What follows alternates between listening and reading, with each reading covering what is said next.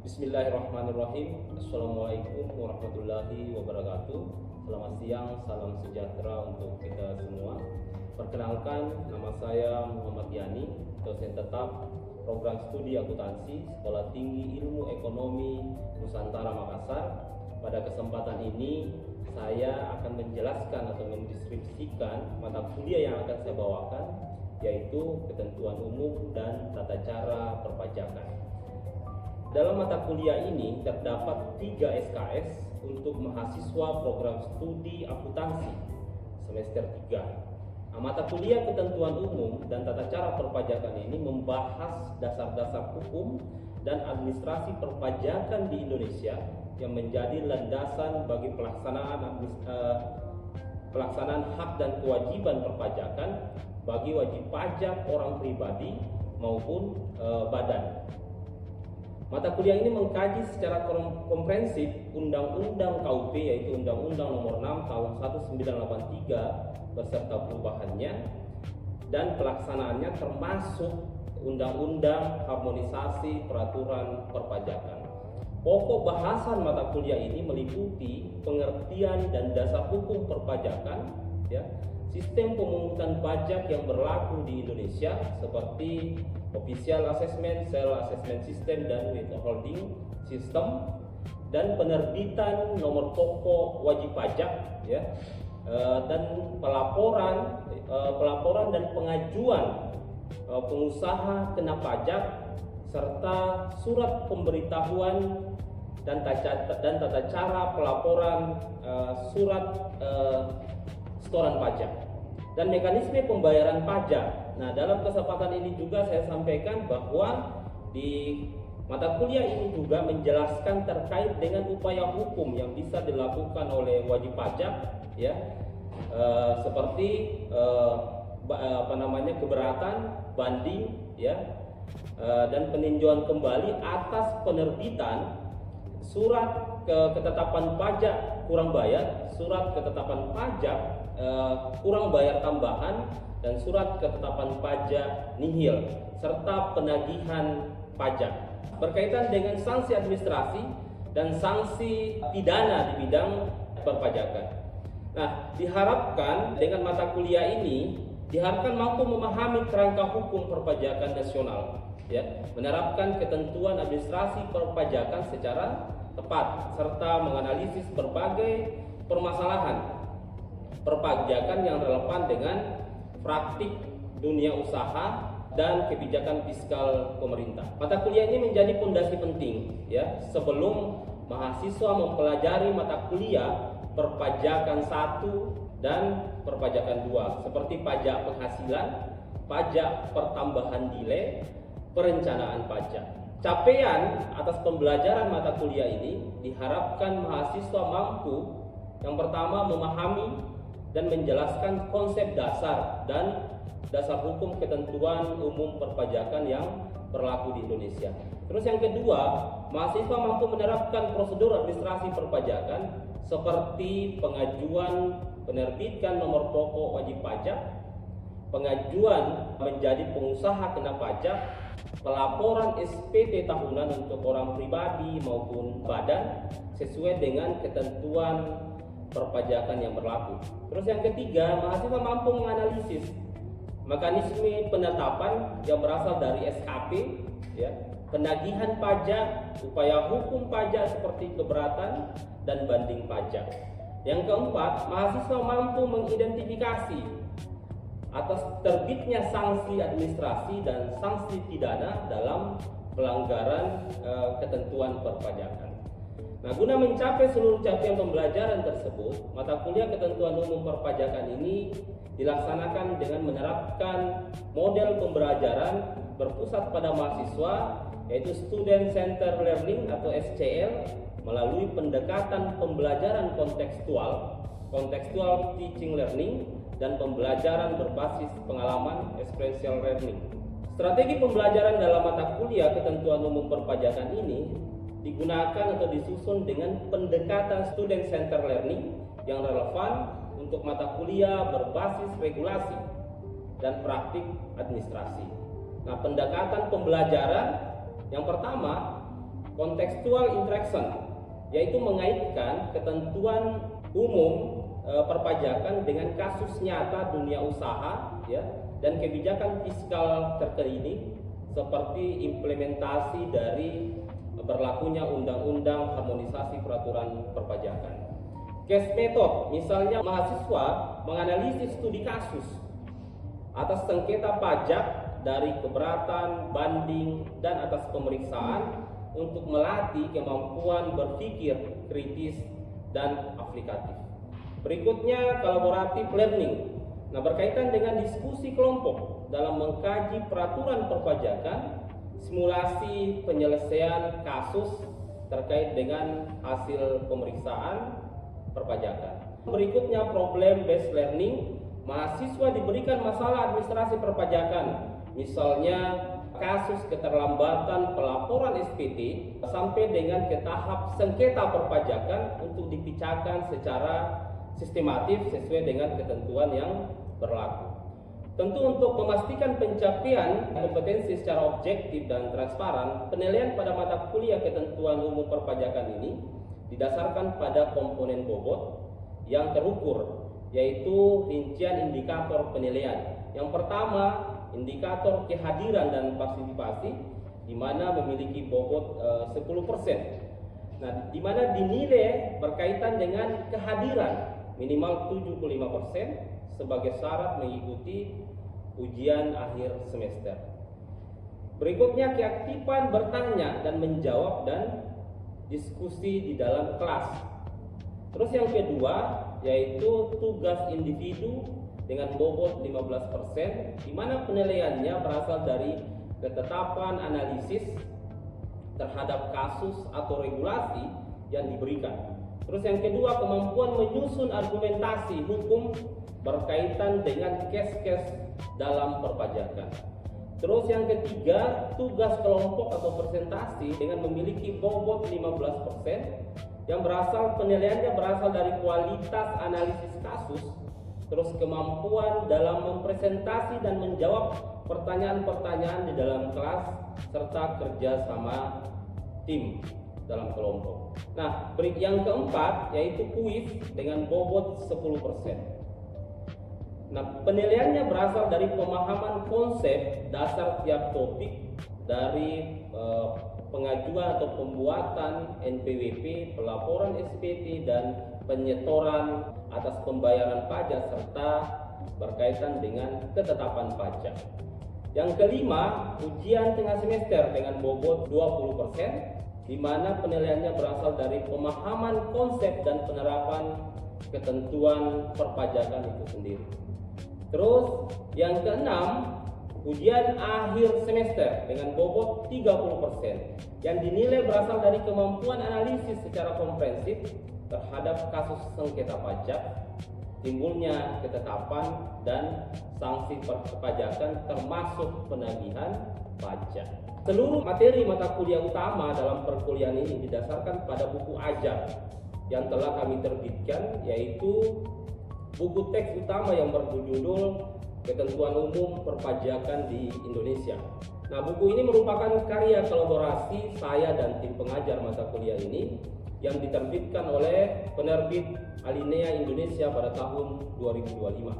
Demikian deskripsi singkat capaian pembelajaran, strategi, dan referensi hingga sistem penilaian untuk mata kuliah Ketentuan Umum Perpajakan ini. Seluruh rancangan pembelajaran ini disusun secara sistematis guna memastikan tercapainya kompetensi lulusan yang adaptif dan akuntabel. Demikian proses perkenalan diri saya dan penjabaran deskripsi mata kuliah yang saya ajarkan, yaitu mata kuliah Ketentuan Umum Perpajakan, program studi akuntansi untuk mahasiswa semester 3. Berikut cuplikan video proses belajar mengajar di kelas dari mata kuliah Ketentuan Umum Perpajakan. Selamat menyaksikan. Bismillahirrahmanirrahim. Assalamualaikum warahmatullahi wabarakatuh. Selamat siang semua rekan-rekan mahasiswa. Nah, kita ketemu lagi, kita berjumpa lagi di hari ini ya, di mata kuliah Ketentuan Umum dan Tata Cara Perpajakan.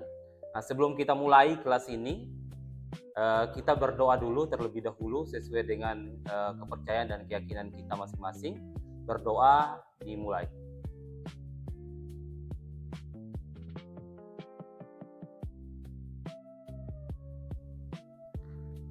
Baik, berdoa selesai. Teman-teman ya, di mata kuliah ketentuan umum dan tata cara perpajakan ini ya, saya sudah bagikan di teman-teman sesuai dengan buku ajar saya ya, di teman-teman bisa melihat dan membacanya. Nah, di pertemuan pertama ini di semester ini untuk mata kuliah ini, kita akan bahas mengenai pengertian perpajakan itu ya. Nah, kita lanjut. Nah, perpajakan itu sendiri ya, itu secara definisi itu diatur di Undang-Undang KUP, Undang-Undang Nomor 6 Tahun 1983 dan perubahannya di pasal 1 ayat 1 berbunyi begini.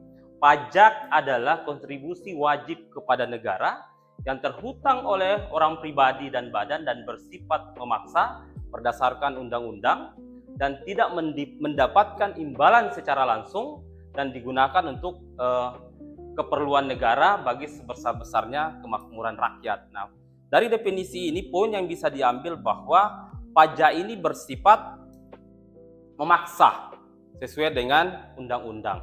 Artinya pajak ini beda dengan kontribusi ya. Karena kalau kontribusi itu bisa saja ada ada pilihan membayar atau tidak. Nah, kalau pajak itu tidak ada pilihan. Memang harus dibayar gitu ya. Nah, di Indonesia sendiri saat ini ya, sesuai dengan ketentuan perpajakan itu kita mengenal ada 3. Yang pertama itu Official Assessment System. Nah, di mana sistem ini ya, itu yang menentukan jumlah pajak terhutang itu adalah pihak pemerintah. Dalam hal ini adalah Fiskus. Nah, terus yang kedua itu ada Self Assessment System ya. Nah, Self Assessment System ini, sistem ini memang memberikan kepercayaan kepada wajib pajak ya untuk membayar, menghitung dan melaporkan sendiri besar pajak terhutangnya. Dan terus yang ketiga ada Withholding System.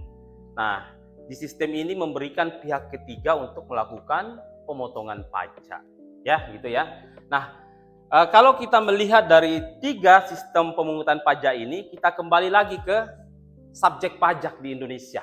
Nah, subjek pajak di Indonesia itu ada 4 ya.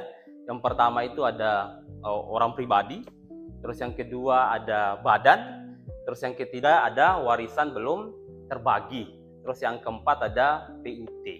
Nah, inilah subjek pajak yang membayar pajak di Indonesia.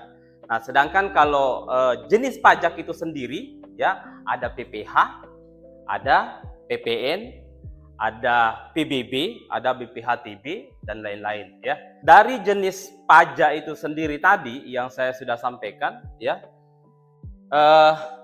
kita harus mengetahui dulu yang menjadi subjek pajak itu ada syaratnya. Nah, ada 2 syarat yang harus terpenuhi barulah bisa disebut sebagai subjek pajak. Nah, ada secara subjektif dan objektif ya. Nah, dari syarat ini barulah nanti bisa wajib pajak tersebut dikatakan wajib pajak karena dia akan memperoleh NPWP ya. Nah, sampai di sini ya teman-teman, rekan-rekan mahasiswa, kita berdiskusi ya. Kira-kira yang melakukan pembayaran pajak itu apakah bisa semua warga negara Indonesia ataukah memang hanya orang-orang tertentu atau seperti apa? Pak. Ya. Jadi yang membayar pajak itu tidak semua orang, tapi hanya orang-orang yang memiliki syarat tertentu seperti mempunyai NPWP. Oke, terima kasih Joshua ya atas jawabannya, sudah sangat tepat dan jelas ya bahwa memang yang membayar pajak saat ini adalah orang yang sudah memiliki NPWP ya. Nah, karena dia sudah memiliki NPWP, maka nantinya dia disebut sebagai wajib pajak. Oke, nah kita lanjut teman-teman. Di mana sih tempat mendaftar atau memperoleh NPWP ya untuk calon-calon wajib pajak ini? Nah, tentu sesuai dengan domisilinya, di mana dia tinggal ya. Nah, negara dalam hal ini KPP sudah menentukan tuh wajib pajak itu bisa mendaftar sesuai dengan alamat di KTP-nya atau di domisilinya. Nah, proses pembuatan NPWP itu juga sangat sederhana saat ini ya. Bisa di rumah duduk-duduk tapi harus memang menggunakan online gitu ya, berbasis online ya. Ada aplikasi saat ini yang digunakan oleh Direktur Jenderal Pajak yaitu Cortex. Namun selain daripada itu, bisa juga kita memilih sebagai calon wajib pajak itu untuk datang ya ke kantor DJP atau kantor pajak ya di wilayah tempat tinggal kita ya. Nah, nanti di situ diproses sampai terbitnya nomor pokok wajib pajak ya. Oke.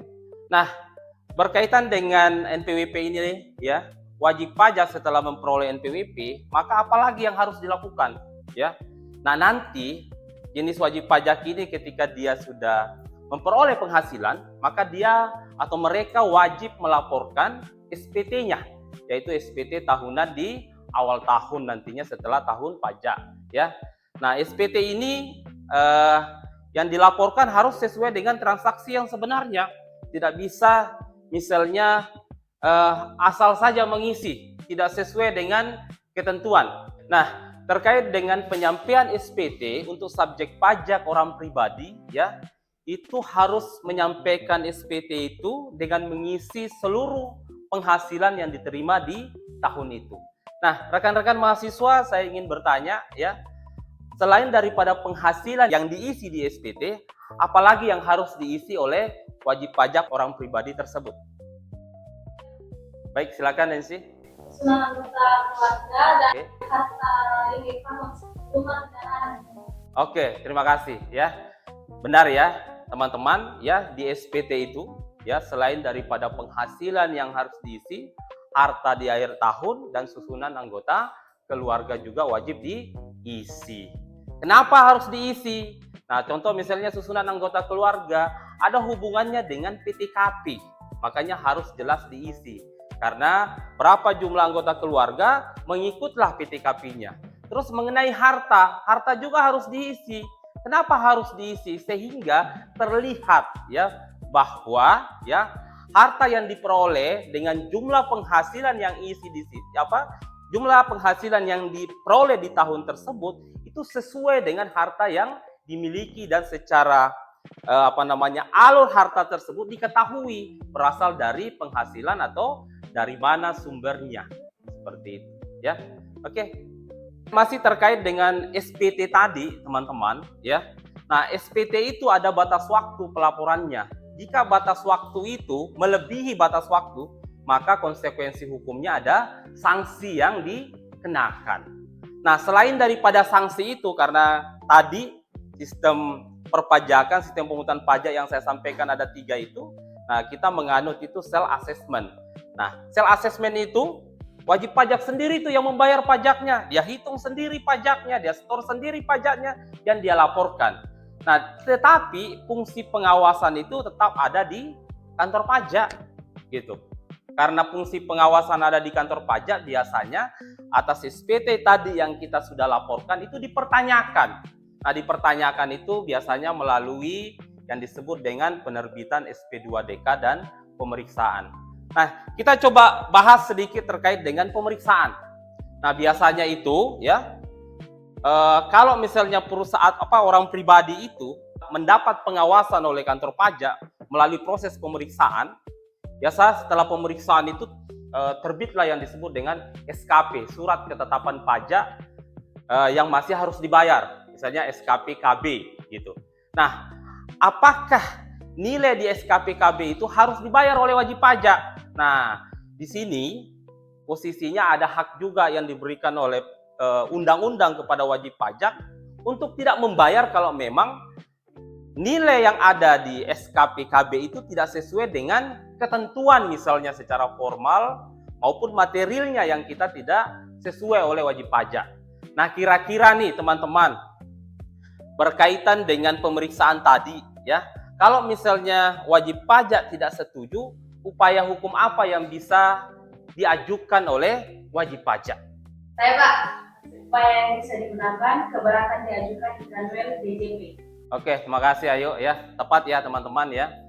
Jawabannya dari Ayu bahwa jika wajib pajak ya tidak setuju dengan SKPKB, maka wajib pajak bisa pengajuan keberatan ya. Nah, itu salah satu dari upaya hukum. Nah, apakah masih ada upaya hukum berikutnya setelah keberatan? Nah, di Undang-Undang KUP ini ya itu menjelaskan ada 3 upaya hukum yang bisa diajukan oleh wajib pajak gitu. Yang pertama tadi keberatan, yang kedua banding di pengadilan pajak, terus yang ketiga itu ada PK namanya peninjauan kembali ke Mahkamah Agung ya itu. Nah, nanti kalau misalnya wajib pajak ya dari keputusan, misalnya nilai yang atas pengajuan keberatannya tadi sudah diterbitkan oleh Kanwil dan wajib pajak misalnya setuju tuh, maka wajib pajak bisa melakukan pembayaran atas nilai SKB tersebut ya. Tapi kalau misalnya tidak setuju, nah bisa lanjut ke proses banding. Nah, banding juga seperti itu.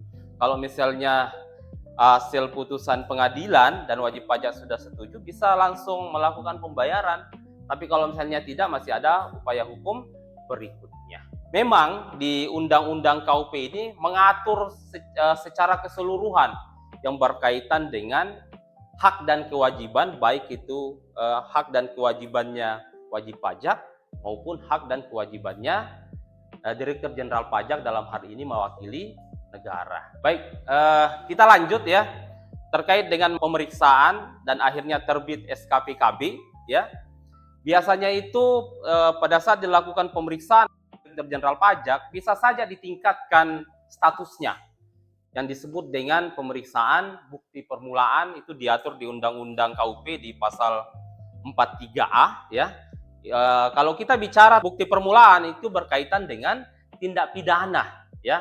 Nah, biasanya itu kes-kes yang masuk di tindak pidana itu biasanya karena wajib pajak ya biasanya melakukan manipulasi. Biasanya berkaitan dengan penerbitan faktur pajak ya. Dia terbitkan faktur padahal sebenarnya tidak ada transaksinya. Nah, itu.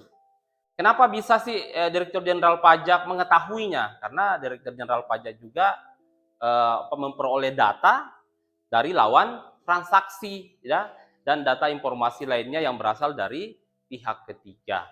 Nah, baik teman-teman, rekan-rekan ya, berkaitan dengan mata kuliah KUP ini ya, untuk pertemuan hari ini kita cukupkan.